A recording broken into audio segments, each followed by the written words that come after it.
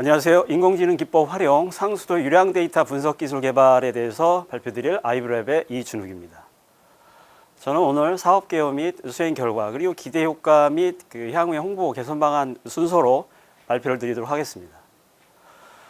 저희는 올해 2020년 6월부터 4.5개월 정도 대전시 데이터를 활용해서 인공지능 기법을 활용한 상수도 유량 기술 개발을 진행하였습니다.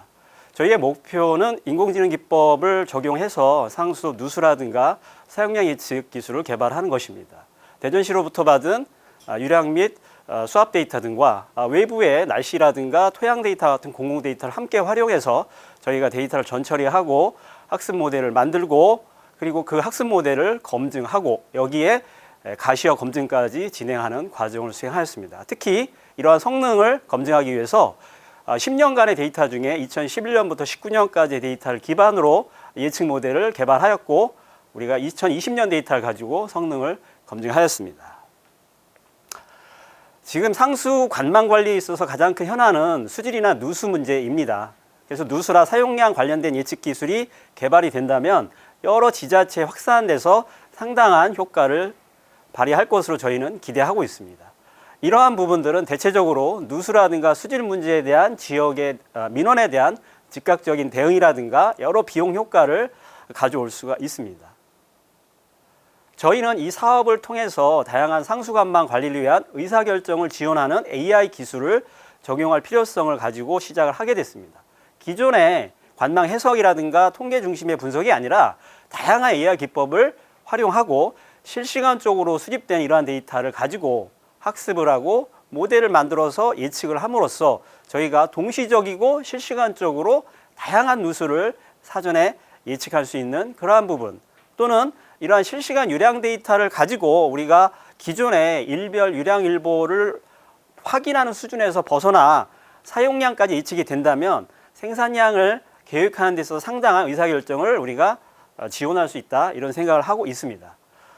저희의 추진 결과를 좀 더 자세하게 한번 살펴보도록 하겠습니다. 저희는 대전시에서 수집한 운영 시스템 데이터 11종에 대해서 제공을 받았습니다. 2011년부터 2020년까지 데이터인데요. 이러한 데이터에 대해서 저희의 문제인 누수라든가 사용량 예측을 위해서 어떤 데이터의 구조, 속성, 그리고 이러한 부분들의 어떤 통계적이거나 가시적인 부분들을 분석을 하였고요. 이를 통해서 우리가 누수나 사용량 예측에 효과적으로 적용할 수 있는 어떤 특성들을 우리가 추출해낼 수 있었고 어떤 기준의 전처리 기준을 수립할 수가 있었습니다. 대전시 상수 관망에 대해서 데이터를 들여다보기 위해서는 공간적인 분석이라든가 과거 빅데이터에 대한 시계열적인 분석이 중요한데요. 저희는 공간 분석은 QGIS 같은 도구, 그 다음에 다차원 분석으로는 R이라든가 파이썬 같은 방법들을 통해서 분석을 수행하였습니다. 자, 왼쪽에 보시는 부분은 대전시 상수관망 GIS 가시화 부분인데요. 블록에 대한 모습도 보실 수가 있고 누수가 발생된 과거의 위치, 그 다음에 토양과 관련된 부분들을 표출하고 있습니다. 자, 오른쪽은 데이터를 들여다보니까 어떤 이상치가 발생하고 있는 부분들을 확인할 수 있었고 유량과 수압 데이터의 어떤 이상한 부분 또는 월별 어떤 유량의 어떤 발생 패턴 또 누수에 어떤 영향을 주는 인자들이 어떻게 존재하는 이런 부분들을 우리가 다양하게 분석을 해봤습니다. 결과적으로 저희는 블록이라는 중심을 통해서 사용량과 누수를 예측하게 되는데요. 실제 블록은 대전시의 336개 블록 중에 실시간적으로 데이터를 검침하고 있는 201개를 개발 목표의 대상으로 삼았습니다. 자, 블록에는 압력을 가하는 블록과 가하지 않는 블록도 있고요. 이 블록을 구성하는 사용 세대의 어떤 분포도 다양하게 특성이 존재합니다. 자, 상수관도 9만여 건에 해당하는 상수관에 대한 특성들을 저희가 분석을 했고 자, 특히 동적인 데이터는 유량이나 수압 데이터는 상당히 오랫동안 수집이 되었는데 불구하고 여기에는 여러 오류 데이터가 포함이 돼 있어서 전처리라고 하는 과정에 대한 기준을 우리가 명확하게 수립하는 게 상당히 중요해졌습니다. 자, 누수 사건은 누수를 예측하기 위한 과거 데이터인데요. 자, 만여 건 정도의 데이터를 가지고 우리가 관의 재질이라든가 어떤 기후적 특성들 함께 고려해서 누수에 대한 발생 예측을 개발하게 됐습니다. 마지막으로 사용량이나 토양 같은 부분들도 누수나 사용량 예측이 중요한 데이터가 되겠습니다. 저희는 이러한 데이터를 가지고 통합 데이터 모델을 만들게 됐는데요. 자, 블록을 중심으로 상수간, 유량 등 한 8가지 정도의 총 데이터 모델을 개발했습니다. 이러한 모델을 개발한 이유는 저희가 학습 데이터를 만들기 위해서 기존의 원본 데이터를 표준적으로 가공할 필요가 있습니다. 자, 이런 데이터에 대한 전처리나 가공을 통해서 학습 데이터의 어떤 질 좋은 학습 데이터를 만들면 우리가 예측 모델을 좀 더 성능이 좋고 훌륭한 예측 모델을 만들 수 있을 거라 생각을 하고요. 특히 이러한 표준 모델은 다양한 지자체의 원본 데이터에 함께 적용이 되면 지자체별로 확산되는데 어떤 도움을 줄 수 있는 그런 요인이라고 저희는 생각을 하고 있습니다. 자, 이러한 학습 데이터에 대해서 아까도 말씀드렸지만은 지난 10년간의 데이터가 약 70기가 정도의 방대한 양입니다. 이러한 데이터를 학습 데이터화함에 있어서 저희는 2가지 유형의 어떤 저장 구조를 함께 구축을 했는데요. HDFS와 같은 학습 데이터를 위한 저장 구조, 그리고 지금도 수집되고 있는 실시간 데이터를 저장하기 위한 시계열 데이터, 이런 것들을 함께 정의를 하였고요. 구축을 하였고, 여기 보시는 바와 같이 각각의 데이터별로 문제가 있거나 추가적인 데이터가 필요한 부분을 병합하는 다양한 전처리를 저희가 수립하여 적용을 하였습니다. 자, 우선 첫 번째 사용량 예측 문제입니다. 이 부분은 저희가 각각의 블록별로 유량과 수합 데이터를 활용하되 우리가 단기적으로 또는 장기적인 생산량이 얼만큼 발생할 것인가를 예측하는 겁니다. 자, 단기 예측의 경우에는 직전 3일치 데이터를 예측 모델에 입력을 하면 예측된 결과는 다음 날 하루 정도의 예측치가 나오는 게 단기 예측이고요. 장기 예측은 직전 2주치 데이터를 입력을 하면 예측 모델을 통해서 그 다음 일주일치를 예측해내는 게 장기 예측입니다. 저희가 이러한 유량 데이터를 활용함에 있어서 여러 유형의 이상치가 많이 존재를 했습니다. 자, 이러한 부분들은 전체를 통해서 다 정제를 했고요. 여기에 정적인 특성과 동적인 특성들을 함께 적용을 하였습니다. 자, 블록의 특성이라든가 시간과 같은 정적 특성 외에 운영되고 있는 유량 데이터, 실시간 데이터, 그 다음에 그 시기에 기상 정보, 이런 동적인 데이터를 함께 모델의 특성으로 적용을 해서 예측 모델을 개발했고요. 이러한 예측 모델은 기존의 방법과 유사하지만 학습 데이터를 전처리하거나 모델을 학습을 하거나 또 모델을 재학습하고 그 학습된 모델을 통해서 예측을 하는 이런 전체적인 과정을 저희가 아주 디테일하게 설계를 했고, 여기에는 기존의 시계열 데이터에 아주 성능이 우수한 LSTM이라든가 GRU, 그다음에 Bidirectional LSTM 같은 기법들을 다양하게 적용해봐서 어느 기술이 가장 더 효과적이고 성능이 좋은지를 저희가 검증해냈습니다. 자, 보시는 부분은 저희가 2011년부터 2019년까지의 데이터를 가지고 학습을 한 거를 2020년 데이터를 가지고 검증한 성능치입니다. 저희 과제에서는 평균 절대 오차라고 하는 MAP를 성능의 어떤 지표로 삼았는데, 이것은 발생 데이터와 예측 데이터의 어떤 오차율에 대한 부분입니다. 보시는 부분은 단기 예측의 성과와 장기 예측의 결과가 실제 데이터와 얼마나 유사하게 보여지는지를 가시적으로 저희가 검증을 해본 겁니다. 또 다른 문제입니다. 누수 예측은 블록에 대해서 과거에 발생된 누수 사건을 통해서 그 지역의 어떤 배관이라든가 블록의 특성이라든가 그다음에 유량이라든가 수압과 같은 이런 동적인 데이터를 고려해서 이 블록에 누수가 얼만큼 발생될 위험이 있는지를 우리가 예측해내는 겁니다.